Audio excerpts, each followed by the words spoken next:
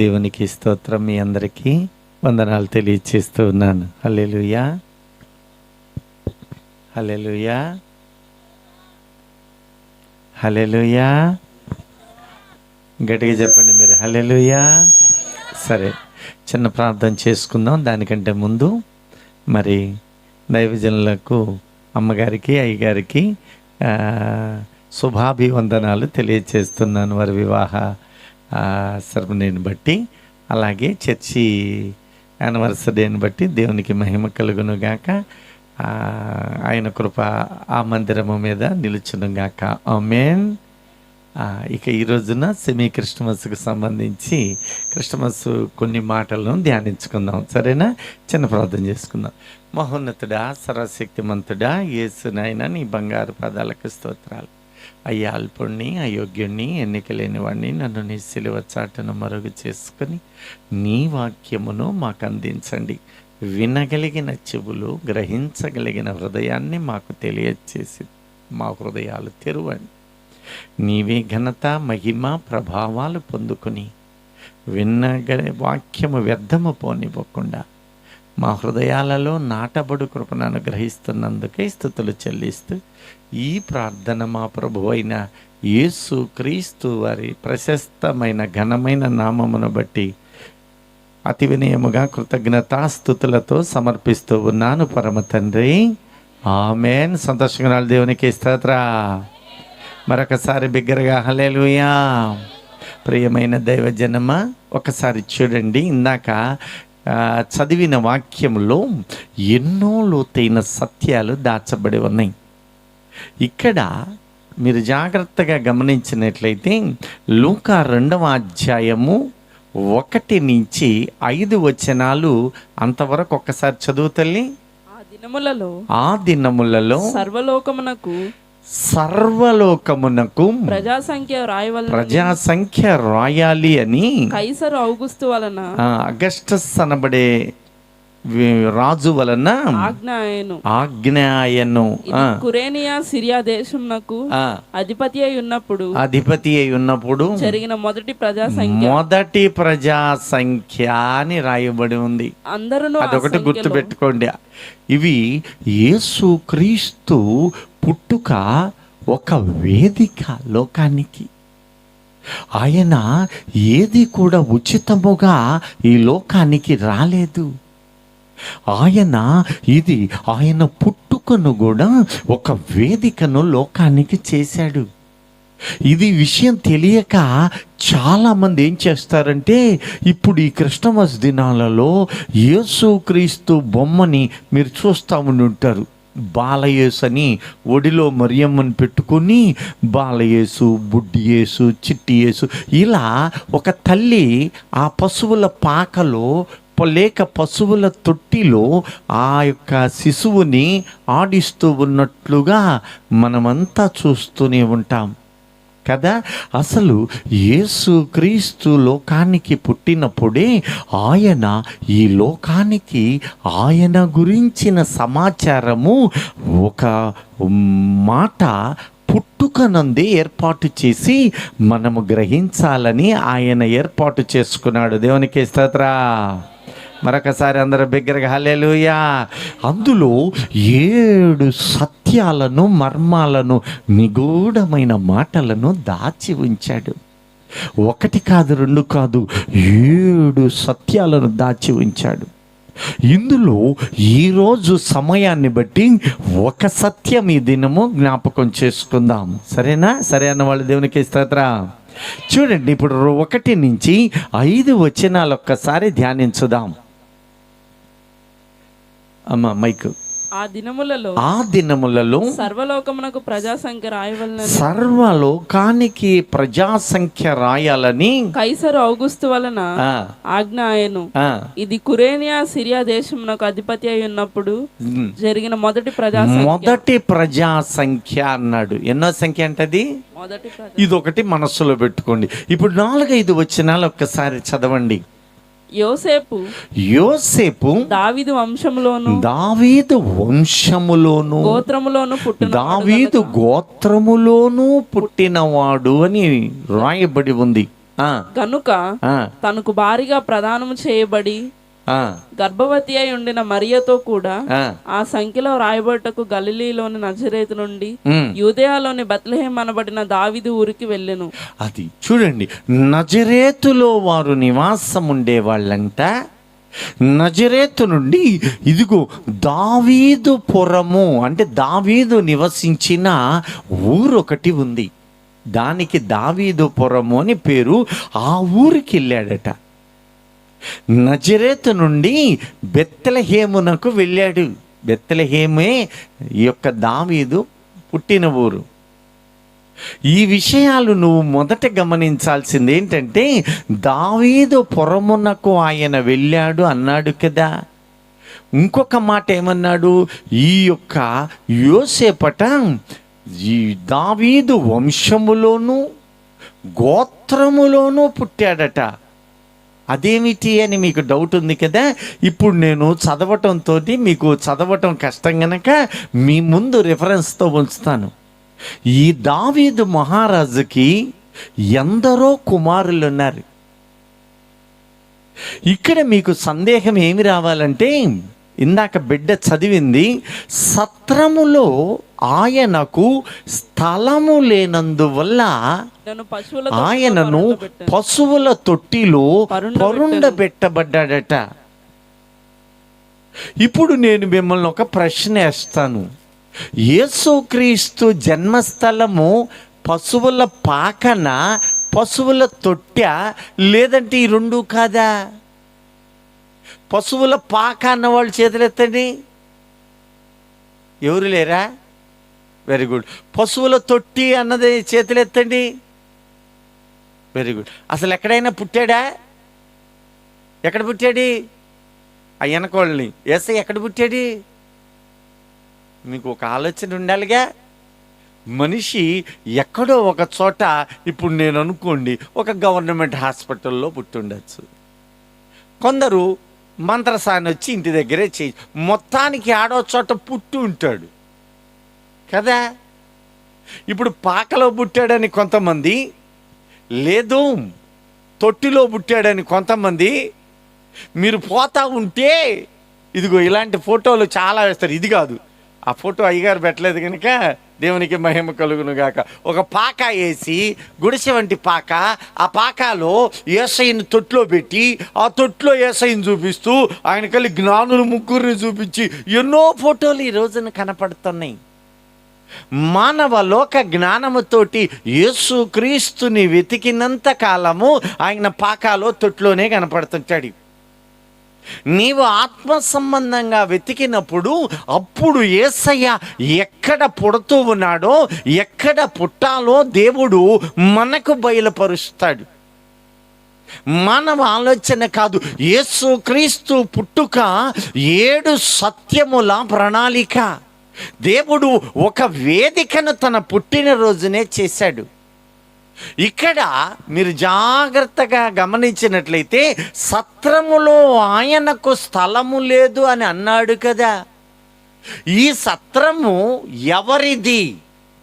ఎందుకు ఆ సత్రములో ఆయనకు స్థలము దొరకలేదు? స్థలము లేకుండా చేసింది ఎవరు? ఎప్పుడైనా ఆలోచన చేశారా? ఆ క్రిస్మస్ పండగ రోజు రావటం, సత్రంలో స్థలం లేదు, తొట్టిలో పెట్టారు, లేదంటే పాకలో పెట్టారు. ఇవే ఆలోచనలు నీకున్నంత కాలం ఆయన ఎక్కడ, ఎందువలన అనే సత్యము బయటపడదు. ఆయన పుట్టుకకు కారణాలు నువ్వు గ్రహించాలని దేవుడు ఈ మాటను తెలియచేస్తున్నాడు. దీనిని మీరు జాగ్రత్తగా గమనించినట్లయితే ఈ సత్రాన్ని గురించి ఇప్పుడు కాదు, మీరు చూడండి, మీకా 5వ అధ్యాయము 2వ వచనాన్ని చూసినట్లయితే ఒక ప్రవచనం అక్కడ ఉంటుంది. ఈ బెత్లెహేము వాళ్ళు నజరేతులో పని బాట చేసుకుంటున్నారు. ఇక్కడ అక్కడి నుంచి దావీదు వంశములో పుట్టాడట యేసయ్య. దావీదు గోత్రములోనూ ఉన్నాడట. ఏమిటి అది అంటే, ఇప్పుడు జాగ్రత్తగా మన సబ్జెక్టుకు వద్దాం. దావీదుకి చాలా మంది కుమారులు ఉన్నారు. అందులో 2 మన బైబిల్లో మన రక్షణకు సాధనాలు. వాళ్ళు ఎవరంటే తర్వాత మీరు చదువుకోండి. మత్తయి 1లో ఒక వ్యక్తి ఉన్నాడు. లూకా సువార్త 3వ అధ్యాయము 15వ వచనములో మరొక కొడుకున్నాడు. వీళ్ళెవరో చెప్పనా? దావీదుకి సొలొమోను అనే కొడుకున్నాడు. ఈ సొలొమోను గోత్రము నుంచి, సొలొమోను యొక్క గోత్రం ఉంది కదా, దావీదు నుంచి సొలొమోను నుంచి ఇలా వచ్చి ఆ పురుషుల ద్వారా సొలొమోను తెగ నుంచి యోసేపు, ఇదే దావీదుకి లూకా 3లో నాతాను అనే కొడుకున్నాడు. లూకా 3:15 తర్వాత చదువుకున్న తర్వాత నాతాను గోత్రము నుంచి మరియా. వీళ్ళిద్దరి క్రమము దావీదు యొక్క ఒక కొడుకు నుంచేమో యోసేపు, ఇంకొక కుమారుడు నుంచేమో ఇక్కడ మరియా. వీళ్ళిద్దరి సంతానముగా యేసుక్రీస్తు కనపడుతూ ఉన్నాడు. యేసుక్రీస్తులో ఉన్న నీవు యేసయ్య ఈ చాలా మంది తెలియక ఆ జనానికి దేవుడు, ఈ జనానికి దేవుడు అని లోకస్తులు యేసయ్యను దూరం పెడుతూ ఉన్నారు. కానీ వారు ఎరుగవలసింది ఏమిటో తెలుసా? యేసయ్య రాజులకు రాజై ఉన్నాడు. దేవునికి స్తోత్రం. ఆయన ప్రపంచమంతటిలో రాజవంశీకుడై ఉన్నాడు. నీవు యేసు దగ్గరకు వచ్చి యేసుని కలిగి ఉండి యేసుతో నీవు నడవడం ప్రారంభిస్తే ఒక దినమున నీవును రాజవంశమై ఈ భూమిని ఏలబోతూ ఉన్నావు. 1000 ఏండ్ల పరిపాలన కాలమందు. హల్లెలూయా. సంతోషంగా చప్పట్లు కొట్టి దేవుని స్తుతిద్దాం. హల్లెలూయా. ఆ భాగ్యం ఆయన ప్రియులకు ఇవ్వాలని ఆయన ఏర్పాటై ఉంది. అయితే ఈ యొక్క ఇప్పుడు ఆదికాండము చూడండి అమ్మా, 35వ అధ్యాయము మొదటి బెత్లెహేమును గురించి జాగ్రత్తగా ఇందాక చెప్పాడు కదా మీకా, యోదయ దేశపు బెత్లెహేము ఎఫ్రాతా, యోదా ప్రజలను ఏలువాడు నీలో నుండి వస్తాడు అన్నాడుగా. ఈ ప్రవచనాన్ని బట్టి ఆయన తెలియజేస్తున్న సత్యం ఒకటే చూద్దాం. అసలు ఈ యొక్క బెత్లెహేము ఉందే, దావీదు ఊరు. ఈ దావీదు నివాసం ఉన్న ఇల్లుందే, ఈ ఇల్లు ఏంటది? ఒక సత్రం ఉందన్నారుగా, సత్రంలో స్థలం లేదన్నారుగా. ఆ సత్రము యొక్క వివరాలు ఎప్పుడన్నా యోచన చేశారా? యేసయ్య సత్రం దగ్గరికి వెళ్ళాడు కదా, తీసుకొని వెళ్ళారు మరియా యేసయ్యను కన్నాక. ఆ సత్రం దగ్గరికి వెళ్తేనట, సత్రములో ఆయనకు స్థలము లేనందున అన్నాడు. సత్రంలో స్థలం లేదు అంటే ఎందుకు లేదు? అసలు ఆ సత్రం ఎవరిది? ఎవరిది? ఎప్పుడైనా ఆలోచన చేశారా? ఇప్పుడు చేద్దాం. ఈ సత్రం అసలు ఏంటి? ప్రాథమికంగా ఈ సత్రము మొట్టమొదట ఏమై ఉంది? ఇప్పుడు చదువు 19-20 వచనాలు చదువు. 35 ఆదికాండం. అట్లు రాహేలు మృతి పొంది ఒక ఆమె ఉంది. ఆమె పేరు ఎందుకు తెలుసా? రాహేలు. ఏం పేరు? రాహేలు. రాహేలు అంటే ఎవరి భార్య? యోదా భార్య, లేకపోతే యోసేపు భార్య, యాకోబు భార్య? మరి చెప్పండి పెద్దగా. యాకోబు ఉన్నాడే, అబ్రహాం మనోడు, ఇస్సాకు కుమారుడు. ఈ యాకోబే ఇస్రాయేలు అయిన యాకోబుకి 4 భార్యలైతే అందులో ఇష్టమైన ఒక ఆమె ఉంది. ఆమె కోసం ఎన్నేళ్ళు చేశాడు చాకరీ? 21 సంవత్సరాలు గొర్రెల మేపుతాకు బతికాడు. అయ్యంట ఒక క్షణంలో గడిచిపోయినాయి అంట. ఆమెను తీసుకొని పెళ్లి చేసుకున్నాక ఒక 7 ఏళ్ళు చేశాడుగా. ఇంక మీ నాన్న మనం సరిగ్గా చూడట్లేదు, ఇక పద అని ప్రయాణం చేయటం మొదలుపెట్టాడు. ఈ ప్రయాణం చేస్తూ ఉంటే అక్కడ యాకోబు నోటి మాట నెరవేరింది. ఏం నెరవేరిందంటే, ఈమె రాహేలు ఆ లాబాను గృహదేవతల బొమ్మలు పెట్టుకొని ఉండాడు. అవి ఏమో దాచిపెట్టుకుంది. మా కొంపలో కూడా పెట్టుకుందాం గృహదేవతలని. ఏది? విగ్రహాలని. విగ్రహాల వలన దీవెన రాదే, శపించబడిన అనుభవాలే జీవితకాలం ఉంటాయని తెలియలా ఆమెకి. అంతే పోయింది. లాబాను వచ్చాడు, నా విగ్రహాలు దొంగలతనం చేశారో, వీటితోటి మేము శకునాలు చూస్తాం. అప్పుడు యాకోబు తొందరపడి మరి ఉద్దేశము ఏమైనా కానీ ఒక మాట అనేశాడు, ఈ విగ్రహాలు మా యొద్ద ఉండవా, మేము సజీవుడగు దేవునితో నడుస్తున్నాం. అయితే ఎవరైనా సరే వీటిని కలిగి ఉన్నారు అంటే వాళ్ళు చచ్చి తీరతారు అనేశాడు. యాకోబు ప్రవక్త కదా, అంతే.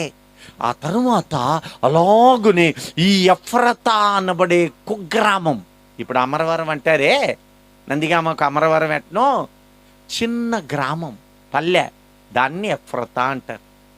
ఈ బెత్లెహేము ఎఫ్రతాకొచ్చేసరికి ఆ కుమారుని గంట కాన్పుతోటి యాకోబు నోటి మాట నెరవేరి ఆమె చనిపోయింది. ఎక్కడ చచ్చిపోయింది? ఇప్పుడు ఈ బెత్లెహేము ఎఫ్రతా అనబడే త్రోవలోనే ఆమె చచ్చిపోయింది. మొదట అది చూడండి, ఏమి ఎఫ్రతాలో రాహేల్ చచ్చిపోయింది. చచ్చిపోయాక ఇక ఇష్టమైన భార్య కదా, అన్నీ వదిలేసి ఇంకా ఆడనే కూర్చొని ఆడవటం మొదలుపెట్టాడు. ఎంతకాలం? ఏళ్ల తరబడి. ఎప్పటిదాకా తెలుసా? ఇక ఆ తిండి తిప్పలు లేనప్పుడు ఐగుప్తుకు పోయాడే, అక్కడ నా కుమారుడు వెళ్తున్నాడని, అప్పటి వరకు ఆడకి పోవటం, ఒక స్తంభం నిలబెట్టాడు, అక్కడ ఒక ప్రహరీ కట్టాడు, దానికి ఒక ఇల్లు కట్టాడు, బోర్ని పెళ్ళాన్ని తలుచుకొని ఎడుతూ కూర్చున్నాడు. మీరు గమనించినట్లయితే మంచి స్థితిమంతులు తమకిష్టమైన వాళ్ళు చనిపోయినప్పుడు ఏమంటారు తెలుసా? ఏమనే ఆడ ఎందుకు, మా ఇంట్లోనే పాతి పెట్టుకుంటానని. కొంతమంది దైవజనులు చనిపోయినప్పుడు ఎక్కడో పాతి పెడితే గుర్తురాడని దైవజనుడిని ఎక్కడ పెడతారు? ఆ మందిరంలోనే పెడతారు, జ్ఞాపకార్థం నా కదా.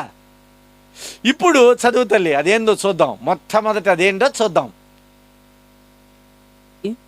బెత్లెహేము ఎఫ్రాతా మార్గమున పాతి పెట్టబడెను. యాకోబు ఆమె సమాధి మీద ఒక స్తంభము కట్టించెను. అదిగో చూడండి, ఆమె సమాధి మీద ఒక స్తంభం కట్టి, అది నేటి వరకు రాహేలు సమాధి స్తంభము. అద్దుకో, నేటి వరకు అంటే ఇప్పుడు కూడా ఉన్నట్టు లెక్క. ఆ సమాధి స్తంభము ఇప్పుడు కూడా ఉంది. యాకోబులు వాళ్ళు లేరు కానీ స్తంభం అయితే ఉంది. ఇక అక్కడే ఒక ఇల్లు కట్టుకొని ఉదయాన్నే మధ్యాహ్నం సాయంత్రం తన భార్యను గురించి విలపిస్తూ, ఎంత ఇష్టంగా నేను భూమి మీద ఎంతగా ప్రేమించాను. ప్రియ దైవజనమా, ఏ వ్యక్తి భూ సంబంధమైన తలంపులు, భూమి మీద ఇష్టాలను కలిగి ఉంటాడో వాటిని కోల్పోతాడు. జాగ్రత్త. ఎందుకంటే దేవుని ప్రేమించిన వాడు పరలోక సంబంధి అయి దేవుని ప్రేమను పొంది పరలోక జీవితం వైపు ఉండాలి. ఏ రకమైన భూ సంబంధమైన ధ్యాస, భూ సంబంధమైన జీవితము, ఈ లోకానుసారమైన పరుగు ఏది నీ హృదయములో ఉంటుందో అది నిన్ను పతాళములోనికి ఈడ్చుకుని వెళుతుంది. జాగ్రత్త అని దేవుడు హెచ్చరిక చేస్తున్నాడు ఈ సందర్భంలో. హల్లెలూయా. మనకది ఉండటానికి వీలు లేదట. మనముకు తెలియాలని, మనకు ఒక గ్రహింపు రావాలనే దేవుడు ఇక్కడ ఏర్పాటు చేస్తూ ఉన్నాడు. ఇక్కడ ఆయన తెలియజేస్తూ ఉన్నాడు, ఇది మొట్టమొదట రాహేలు సమాధి. ఈ సమాధిని ఇల్లుగా కట్టాడు. ఆ తర్వాత దావీదు కుటుంబం చిన్న చిన్నగా కొడుకులు, మనవాళ్ళు వీళ్ళందరూ ప్రారంభమయ్యారు. వీళ్ళ చరిత్ర గురించి రూతు గ్రంథము 4వ అధ్యాయము 12వ వచనం ఒక్కసారి చదువమ్మా. 12, 17 మరియు 21, 22 వచనాలు, ఈ 3 చదువు. ఎఫ్రాతాలో నీవు క్షేమాభివృద్ధి కలిగిన వాడవై. ఇక్కడ అంటున్నాడు, ఒక ఆయన ఉన్నాడు ఓబేదు. ఎఫ్రాతాలో నీవు క్షేమాభివృద్ధి కలిగిన వాడవై అంటే ఇప్పుడు ఈ ఓబేదు ఎవరు? ఈ వంశానికి చెందినోడే. ఇతగాడు ఆ బెత్లెహేములో వారసత్వంగా ఆ ఇల్లు ఈ పెద్ద మనిషికి వచ్చింది. ఆ ఇల్లుని బ్రహ్మాండంగా, బాబా మా తాత ముత్తాతల ఇల్లు, అప్పుడు ఇట్లాంటి ఇల్లు ఉంటాయా? ఇల్లు పడేసి కొత్త ఇల్లు కడదాం అంటారా? ఏమనుకుంటారు? పితరులు కట్టింది కదా, ఆ ఇల్లు కూడా కోల్తన్నా ఖాళీ చేస్తారా? కొంతమంది చేయరు, జ్ఞాపకార్థంగా. అలాగే అక్కడ బోయేజ్ అనబడే వ్యక్తి ఆ ఇంట్లోకి వచ్చి చేరాడు. ఆ తర్వాత 17వ వచనం, ఆమె పొరుగు స్త్రీలు. 17వ వచనం, ఆమె పొరుగు స్త్రీలు ఆ. నయోమి కొరకు కుమారుడు పుట్టనని చెప్పి ఆ. అతనికి ఒబేద్ అని పేరు పెట్టిరి. ఈ అతడు దావీదు బోయేజు యొక్క కుమారుడు ఇదిగో ఓబేదు. ఇక వరుస స్టార్ట్ అయింది. 21-22 వచనాలకి రండమ్మా. నయస్సోను సల్మానును కనెను, ఆ. సల్మాను బోయాజును కనెను, ఆ. బోయాజు ఒబేదును కనెను, అదుగో ఒబేదు యెషయిని కనెను, చూడండి, యెషయి ఈ దావీదును కనెను. స్థలములోనే జీవించాడు. చిన్న చిన్నగా యాకోబేమో, చాలా జాగ్రత్తగా రండి, యాకోబేమో తన భార్య నిమిత్తమై అక్కడ ఒక స్తంభం ఇట్ట పెట్టి అక్కడ ఒక ఇల్లు కట్టుకొని ఉంటున్నాడు. ఆ వంశములోనే ఇప్పుడు ఎవరు వచ్చారు? బోయజు వచ్చాడు. ఈ బోయజు ఓబేద్యానిగా అన్నాడు. తర్వాత ఆయన సల్మాను, ఆ తర్వాత ఇంకొక ఆయన వచ్చాడు. ఇప్పుడు చూడండి, ఆ క్రమము యాకోబు నుంచి వస్తుంది. సల్మాను బోయాజును కనెను, బోయాజు ఒబేదును కనెను, ఒబేదు యెషయిని కనెను, అద్దుగో యెషయి దావీదును కనెను, యెషయిని కనెను. యెషయి కడుపున ఎవరు పుట్టారు? ఇప్పుడు దావీదును కనెను. వరుస క్రమంలో ఇది ఇప్పుడు ఎవరిదైంది? దావీదైంది. ఈ గొర్రెలు కాసినంత కాలము దేవుడు రాజుగా చేయక ముందు వరకు ఈ దావీదు ఇక్కడే నివాసం ఉన్నాడు. చూడండి, ఇప్పుడు ఈ దావీదు గోత్రములో నుంచి వచ్చిన ఆయన ఎవరిప్పుడు? యేసయ్య. ఇప్పుడు ఆ ఇల్లు ఎవరిదై ఉండాలా? యేసయ్యదై ఉండాలా? యేసుక్రీస్తుది, యోసేపుది, మరియ ఇల్లది. అయితే ఏం జరిగిందో తెలుసా? ఒక ఆయన వచ్చాడు. మత్తయి సువార్త 1:13 చదవండి. ఇప్పుడు ఒక అతను ఎల్యాకీము అనే ఆయన వచ్చాడు. అబీహూదు ఎల్యాకీమును ఈ వరుస కనెను. క్రమంలోనే దావీదు గోత్రంలో ఇట్టా వచ్చి ఎల్యాకీము వచ్చాడు. ఎల్యాకీము అజోరును కనెను. అద్దుకో, ఎల్యాకీము అనే విన్నాడు. ఈయన ఏం చేశాడు తెలుసా? ఈ దావీదు ఏం చేశాడంటే, అబ్బాయి నేను ఇప్పుడు ఇంక ఇంట్లో ఉండలేను, మన ముత్తాత ఉండాడే యాకోబు, ఈ యాకోబు ఇంట్లో ఉండటానికి వీలు లేదు. ఎందుకంటే దేవుడు నన్ను గొర్రెలు కాసుకునే నన్ను రాజును చేశాడయ్యా. రాజు రాజమహల్లో ఉంటాడు. నేను పోయి యెరూషలేములో ఒక నివాసం పెట్టుకొని దానిని రాజధాని చేసి ఉంటాను అని ఇది తన కుమారులలో ఎల్యాకీము వరసకి ఇచ్చాడు. ఈ ఎల్యాకీము ఏం చేశాడో తెలుసా? మొదట చరిత్ర తెలియాలి. ఈ ఎల్యాకీము ఏం చేశాడో తెలుసా? ఇది ఈ ప్రజలు బాటసారులు వస్తుంటారు. ఎందరో ప్రజలు వస్తూ ఉంటారు. వాళ్ళకి నిలువ నీడలేదు. నాకు బొచ్చెడు ఆస్తి ఉంది కదా, దీనిని సత్రంగా మారుద్దామని విదేశస్తులు కానీ మరి లోకములో ఉండే ప్రజలు వచ్చినప్పుడు యెరూషలేము చూడడానికి వచ్చిన పర్యాటకులకి కానీ అవసరాలకి పేదరాశి పెద్దమ్మంటారే సత్రాలు, అలా దీనిని పెద్ద సత్రంగా చేశారు.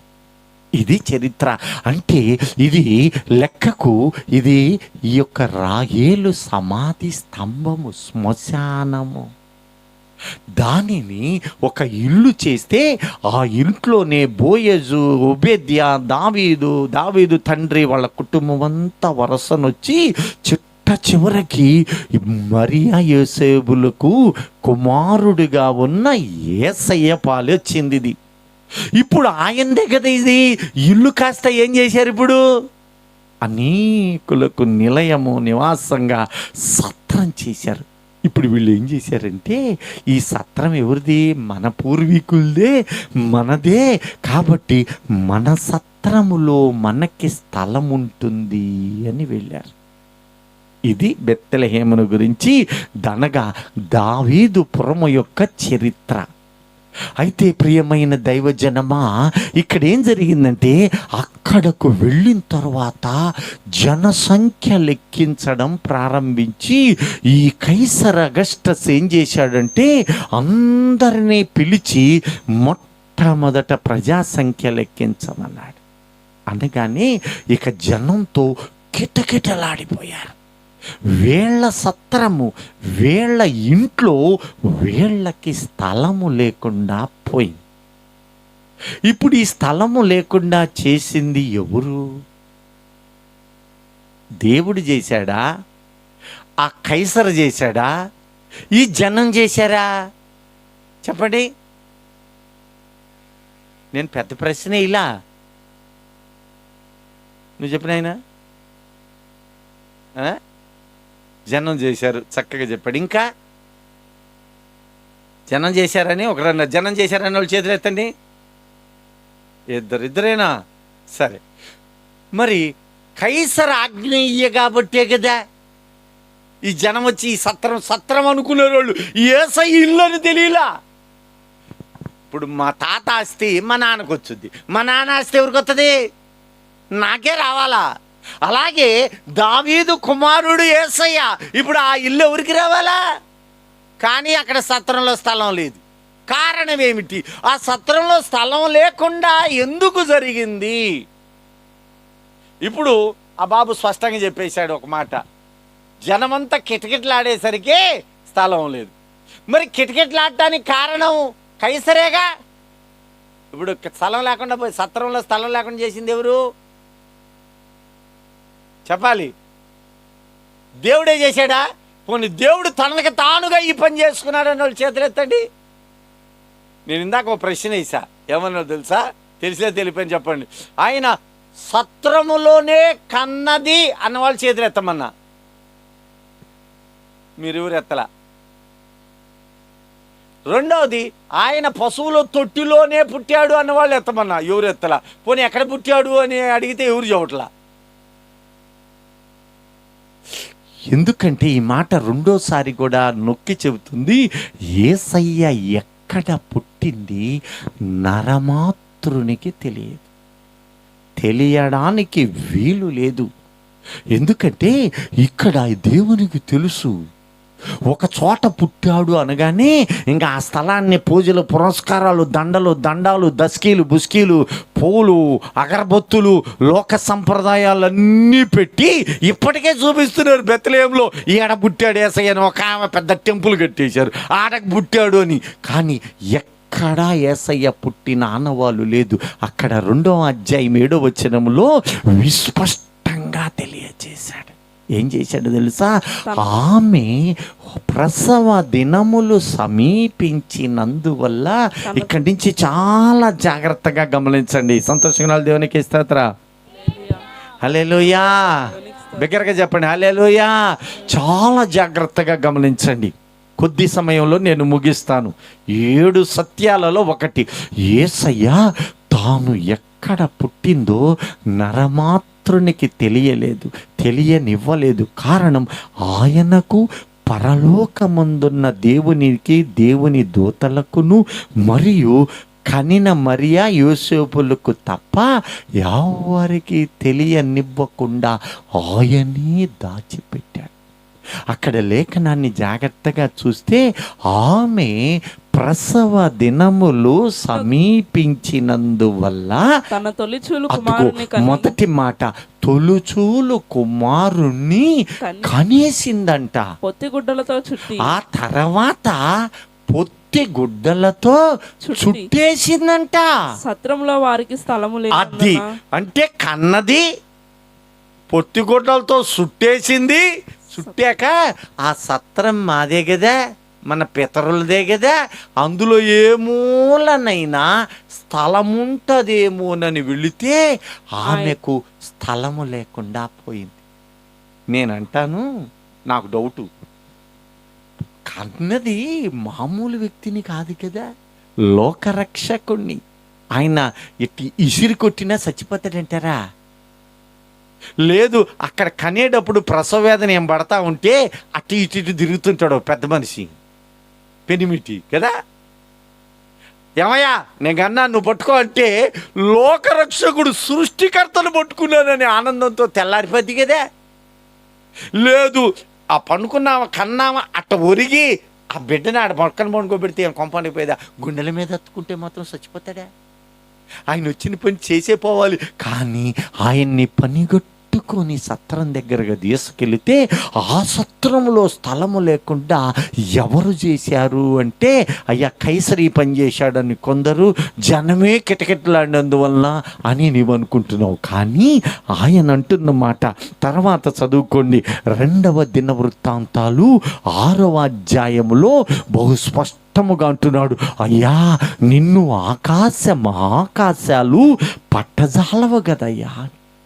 అలాగే అపోస్తులుల కార్యం 6వ అధ్యాయం 49 నుంచి అంటున్నాడు, ఆకాశము నా సింహాసనము, భూమి నా పాదపీఠము, ఇవన్నీ నా చేతి పనులే, ఆయనవే ఇవన్నీ.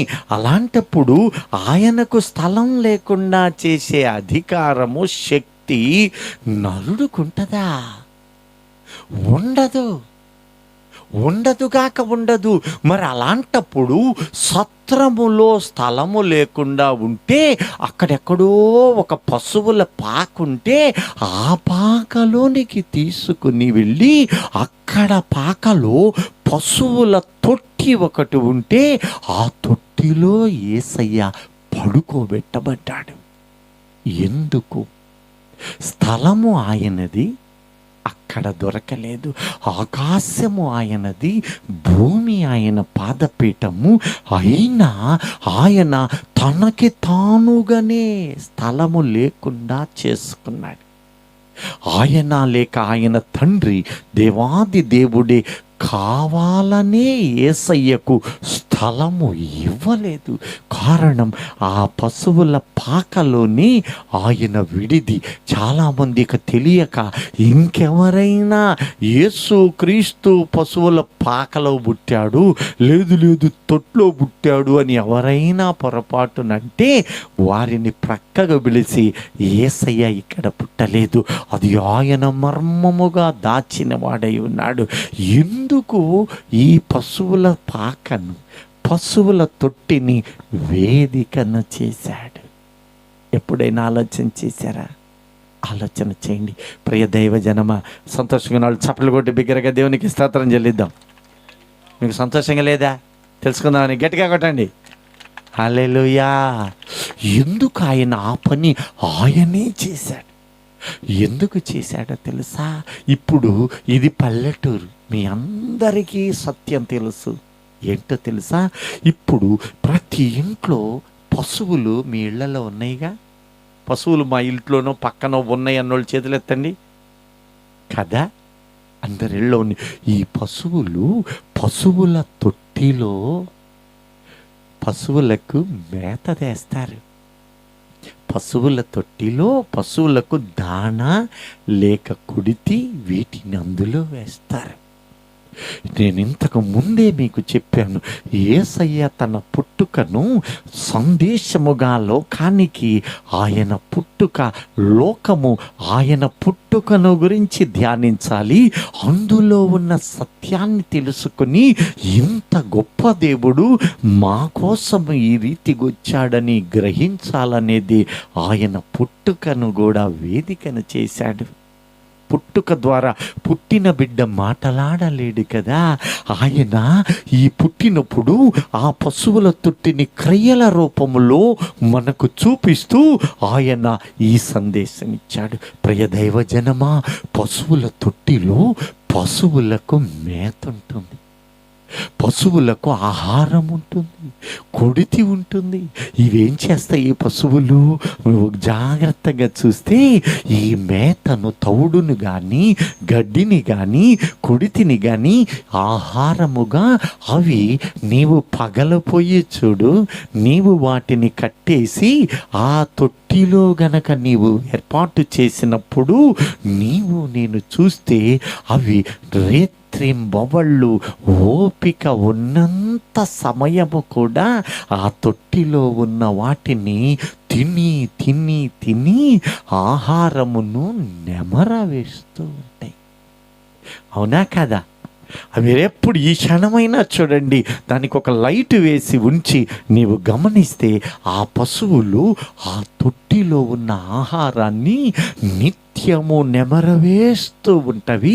యజమాని ఎడల విధేయత కలిగి, ఆ భయభక్తులు కలిగి, నమ్మకముతోటి, విశ్వాసముతోటి యజమాని చెప్పిన విధముగా అవి నడుస్తూ జీవితాన్ని సాగిస్తూ క్షేమముగా ఆ యజమాని యొక్క నీడలో హాయిగా జీవిస్తూ ఉండటాన్ని చూస్తూ ఉన్నాం. ఇందును బట్టి దేవునికి స్తోత్రం. హల్లెలూయా. ఇప్పుడు యేసుక్రీస్తుని కూడా నీవు జాగ్రత్తగా గమనించినట్లయితే ఆయన పశువుల తొట్టిలోనే ఎందుకు పెట్టబడ్డాడు అంటే, ఇదిగో సమస్త శరీరులు పశుప్రాయులని అజ్ఞానముతోనూ లోక జ్ఞానముతోనూ ఉన్న ప్రజలను, దేవుని ఎరగని ప్రజలు ఆనాడు అనేకములుగా ప్రపంచములో ఉన్నప్పుడు మనుష్యుల గురించి ఆయన యోచన చేస్తున్నాడు. ఇదిగో నీవు ఆ పశువుల తొట్టిని ఒకసారి చూడండి. ఆ పశువుల తొట్టిలో పశువులకు మేత దొరుకుతూ ఉంది. నీవా తొట్టిని చూడు అని ఆత్మ సంబంధమైన ఒక సత్యము, లోతైన భావమును మర్మముగా పెట్టి ఉన్నాడు. ఏ రీతిగా పశువులు ఆ తొట్టిలోని మేతను భుజిస్తూ ఉన్నాయో, సమస్త జనులారా నేను కూడా నీకు ఆహారమగటానికి నేను లోకానికి వచ్చానయ్యా. నేను పశువుల తొట్టిలో పెరుండబెట్టబడ్డాను. నాకు ఈ భూమి మీద స్థలము నాకు అవసరము లేదు. నీవు వచ్చి ఆ పశువుల తొట్టిలో ఉన్న ఆ ఆహారమైన నన్ను నీవు భుజించాలి. నన్ను భుజించటము అంటే వాక్యాహారము. నేనే, సర్వసత్యము నేనే. ఏ వ్యక్తి నన్ను భుజిస్తూ ఉన్నాడో, నేను పరలోకము నుంచి దిగి వచ్చిన జీవాహారమునై ఉన్నాను. హల్లెలూయా. ఆయన ఎవరట? పరలోకము నుండి వచ్చిన జీవాహారమును నేను. ఏ వ్యక్తి నన్ను భుజిస్తూ ఉన్నాడో, ఏ వ్యక్తి నన్ను తింటూ ఉన్నాడో, అనగా నీవు భుజించాలి. అనగా పశువు ఏ రీతిగా నిత్యము నెమరవేస్తూ ఉన్నదో, నన్ను మీరు నెమరవేయాలి. నా మాటలు నీ జీవితములో ఏ వ్యక్తి నన్ను కనుగొని ఉంటాడో, ఏ వ్యక్తి నన్ను కలిగి ఉంటాడో, ఏ వ్యక్తి నన్ను స్వీకరిస్తాడో, అట్టి మనుష్యుడు నా మాటలు వినాలి. ఆ మాటలలో భావాన్ని గుర్తించాలి. గుర్తించిన తరువాత నన్ను వెంబడించాలి. నీ పాపము, నీలో ఉన్న అపవిత్రత తొలగిపోవాలి. ఏ రీతిగా పశువులు ఈ మేతను భుజించినప్పుడు వాటి జీవితములో 2 కార్యములు ప్రతిరోజు జరుగుతాయి. అదేమిటో తెలుసా? అది నమిలి నమిలి నమిలి ఒక విధముగానేమో అది జీర్ణమైపోయి రక్తముగా మారి నవనాడులలోనికి చేరుతుంది. అది బలాన్ని, శక్తిని రక్తముగా ఇస్తుంది. అదే వ్యర్థముంది.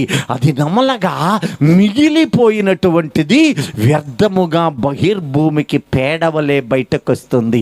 ఇప్పుడు నీవు నన్ను భుజించినప్పుడు ఏ రీతిగా ఈ రీతిగా ఉన్నదో అదే రీతిగా ఆ తొట్టిలో పరుండబెట్టబడిన నన్ను నీవు భుజించాలి. అంటే నా మాటలు నీవు భుజించాలి. నన్ను, నా మాటలు స్వీకరించాలి. నీ అణువణువులో నీవు స్వీకరిస్తూ నెమరవేస్తూ ఉంటే అప్పుడు నీ జీవితంలో కూడా ఈ 2 కార్యాలు జరుగుతాయి. అదేంటో తెలుసా? నా వాక్యం హెబ్రీ 4:12 చెప్పినట్లు, నా వాక్యము ఇదిగో నీ దేహములోనికి వెళ్ళి నరనరాలకు వెళ్ళి నా మాటలు ప్రాణాత్మ శరీరములను విభజించి నరముల మూలుగుల వరకు వెళ్ళి అపవిత్రమైన హృదయాంతరంగములను పరిశోధిస్తూ ఉన్నది. నీ తలంపులలో, నీ ఆలోచనలను పరిశోధన చేసి నీలో ఇప్పటి వరకు ఉన్న అపవిత్రత, నీలో ఉన్న పాపము, నీలో ఉన్న దుర్నీతి, నీలో ఉన్న విగ్రహారాధన, నీలో ఉన్న శోధన, ఈ లోకానుసారమైన బ్రతుకు ఏ రీతిగా పేడను వ్యర్థముగా దాటవేస్తుందో అదే రీతిగా పాపమనే జీవితము, అపవిత్రత అనే జీవితము అది వ్యర్థము వలె బయటకు వెళుతూ ఉన్నది. హల్లెలూయా. ఆ తరువాత ఇదిగో ఏ రీతిగా నరాలలోనికి జీర్ణమవుతూ నీవు జీవిస్తూ ఉన్నావో, ఎప్పుడు నీవు ఆయన మాటలు వింటున్నావో, విన్న మాటలను బట్టి నీ బ్రతుకుని మార్చుకొని ఆయన కృపలో నీవు భద్రము చేయబడతావో, నీలో కాఠిన్యమైన మనస్సు, రాతి మనస్సు, అపవిత్ర మనస్సు, వ్యభిచార మనస్సు, లోక సంబంధమైన బ్రతుకు కోల్పోయి నూతనమైన క్రీస్తుతో కలిసిన మాంసపు అతని హృదయానికి నీవు చేరువవుతూ ఉన్నావు. అట్టి కృపలో నీవు భద్రపరచబడుతూ నీవు నిత్యము ఆ దేవాది దేవునికి ఆ సజీవ యాగముగా నీ పూర్ణ హృదయముతో ఆయనను వెతుకుతూ ఉన్నావు. ఆయనకు నమ్మకమైన ప్రియుడిగా ఉండాలని ఆయన కోరుతూ ఉన్నాడు. అంతేం కానీ ఆయనకు స్థలము లేకుండా కాదు. ఆకాశము నాది, భూమి నాది, పాతాళము దాని గర్భములు కూడా నావయ్యని ప్రకటించిన దేవుడు ఆయన స్వయముగా ప్రకటిస్తూ ఉన్నాడు, ఇవన్నీ నా హస్తకృత్యాలే. ఎందుకు పశువుల తొట్టిని వేదిక చేశానో తెలుసా? ఆ తొట్టి మరేదో కాదు, అక్కడ కనపడుతూ ఉన్నది ఈ తొట్టి ఒకప్పుడు నోవహు కాలములో ఉన్న తొట్టి. అది నోవహు ఓడకు సూచన ఉన్నది. అదే తొట్టి యేసు క్రీస్తు కాలములో నిన్ను కాచి కాపాడుటకు, నీకు వాక్యాహారం అందించడానికి దేవుడు తన దాసులను ఏర్పాటు చేసుకొని వారిని తన ఆత్మతోటి నింపి పరిశుద్ధాత్మ వెలుగులో ఈ క్రీస్తు అనబడిన జీవ ప్రదాతను ఆయన మాటలను నీకు అందించు ఒక తొట్టి ఉన్నది. ఆ తొట్టే నీకు కనపడుతున్న దేవుని సన్నిధి ఆలయమై ఉన్నది. దేవునికి మహిమ కలుగునుగాక. సంతోషంగా నాడు హల్లెలూయా. ఈ దేవుడు లోకములోనికి వస్తూ ఉన్నప్పుడే ఒక తొట్టిని ఆయన చూస్తూ ఉన్నాడు. యేసుక్రీస్తుని గమనించినప్పుడు ఆయన ఎంత శక్తిమంతుడు, సర్వాధికారి, సృష్టికర్త అయి ఉండి ఆ తొట్టిలో ఎందుకు పరుండబెట్టబడ్డాడు? ఎవరైనా స్థలము లేకుండా చేశారా అంటే ఆయనకు ఆయనే స్థలము రాకుండా చేసుకుని పశువుల తొట్టిని వేదిక చేశాడు. ఎందుకో తెలుసా? ఆ పశువుల తొట్టిని నీవు చూడాలి. ఆ పశువుల తొట్టిలో పశువులకు మేత దొరుకుతుంది. ఆ మేతను పశువులు భుజిస్తూ ఉన్నాయి. తెలివి లేని మనుష్యుడు పశుప్రాయుడే ఉన్నాడు. నీవు నేను తెలివి కలిగిన వాడవు గనుక ఈ మాటలు వింటూ ఉన్నావు కనుక పశువులకు ఈ దినమున వేదిక చేసి ఆయన పుట్టుకను లోకానికి తెలియచేసి అక్కడొక వేదికను పెట్టాడు. నీవు యేసుక్రీస్తుని తలిచినప్పుడు ఆ తొట్టిని కూడా నీవు తలుస్తావు. ఆ తొట్టిని తలిచినప్పుడు ఆ తొట్టిలో ఒక ఆహారాన్ని చూస్తావు. ఆహారమును నెమరవేస్తున్న ఆ జీవిని చూస్తూ ఉన్నావు. అది నెమరవేసి బలపడి శక్తిని పొందుతూ ఆత్మీయ మేలును పొందు క్రమాన్ని చూస్తూ ఉన్నావు. యజమాని ఎడల భయభక్తులు కలిగిన జీవితాన్ని చూస్తూ ఉన్నావు. అదే విధముగా మనుష్యులారా, మీ నిమిత్తము నేను ఆహారమై ఉండులాగున నేను పరలోకము నుండి దిగి వచ్చిన మన్నానని ఆయన ప్రకటిస్తున్నాడు. ఇదిగో యోహాను 6వ అధ్యాయము 35, 51 వచనాలలో స్పష్టంగా తెలియచేస్తున్నాడు. ఏ మనుష్యుడు నన్ను భుజిస్తూ ఉన్నాడో, ఏ మనుష్యుడు నన్ను భుజిస్తూ ఉన్నాడో పరలోకము నుంచి దిగి వచ్చిన మన్నాను నేను. మీ పితరులు మన్నాను తిన్నా కూడా చనిపోయి ఉన్నారు. నేను మీకోసమై వచ్చాను. నన్ను భుజించండి, నా రక్తమును తాగండి, నా దేహముననగా నా బల్లారాధనలలో పాలిభాగస్తులవండి. అక్కడ కుడితి యేసుక్రీస్తు రక్తమునకు సూచన ఉన్నది. అక్కడ కనపడుతున్న గడ్డి ఆయన శరీరానికి సూచన.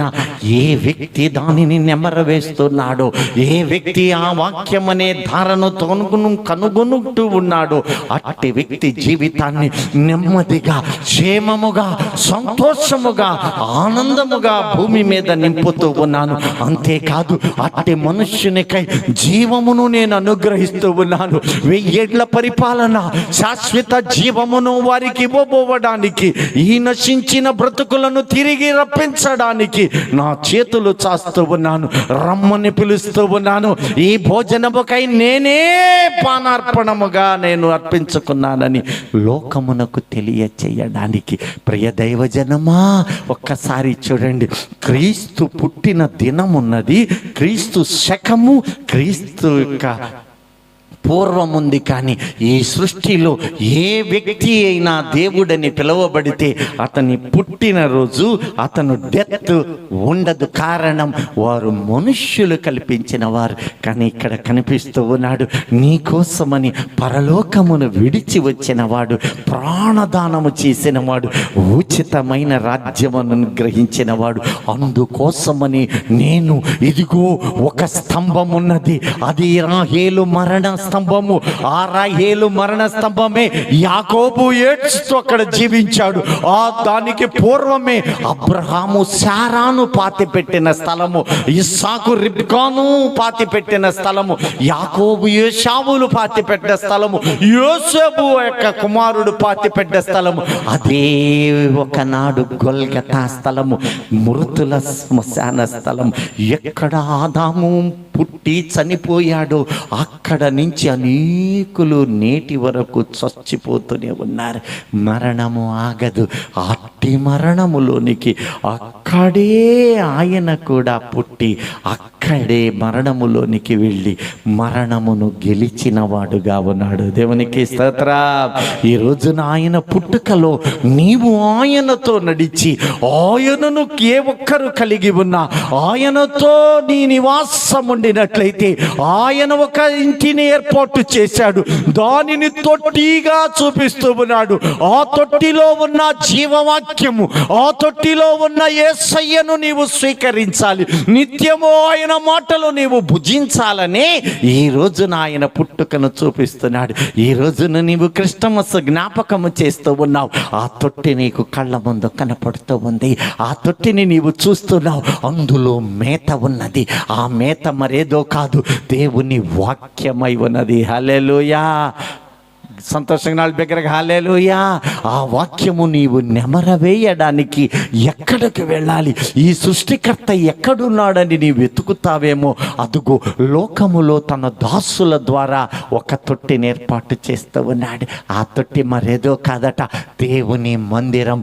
ఆ మందిరానికి వచ్చి ఆయన మాట విని ఆ మాట ప్రకారముగా ఎవరు జీవిస్తున్నారో ఆ పాప సంబంధమైనది తొలగిపోతుంది.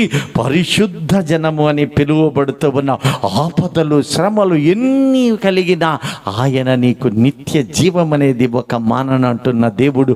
ఆయన పుట్టుకను ఆ ఆహారము ఆయన మనకు ఒక ప్రకటనగా చేస్తూ ఆయన తన కృపను కుమ్మరిస్తూ ఉన్నాడు. అట్టి కృపలో యేసయ్య దగ్గరకు వచ్చి ఆయన సన్నిధిని వెతికి వారమై ఉండాలని పుట్టుకను సందేశం చేసిన దేవుడు ఈ దినాన ఆహ్వానిస్తూ ఉన్నాడు. రండి, నేను పుట్టాను, నేను పడుకోబెట్టబడిన స్థలము, నేను పుట్టింది అవసరము లేదు. లోకములో ఎందరో పుడతారు, కానీ నీలోనికి నేను పుట్టాలి. లోకములో మేడలు, మిద్దెలు, ఆస్పత్రులు ఎన్నైనా ఉండవచ్చు, కానీ నాకు స్థలం లేకుండా ఎందుకు చేశానో తెలుసా? నీ హృదయములోనికి చేరాలి. అందుకని ఆ హృదయాంతరంగాలకు వెళ్ళడానికి ఒక తొట్టిలో ఆహారం పెట్టాను. అది పశువులకు చెందింది. అదే రీతిగా అదే విధముగా నేను ఆహారాన్నై ఉన్నాను. ఆత్మీయముగా నీవు నన్ను భుజించు, ధన్యత పొందమని ప్రకటిస్తున్న దేవునికి అర్థమైందన్నోళ్ళు మాత్రం బిగ్గరగా చప్పలు కొట్టి దేవునికి స్తుతించుదాం. దేవుడి ఈ మాటలు మనం వినికిడిలో దీవించి ఆయన యొద్దకు వచ్చి రక్షించబడి జీవములోనికి వెళ్ళి ఆ కృపను అనుభవించదముగాక.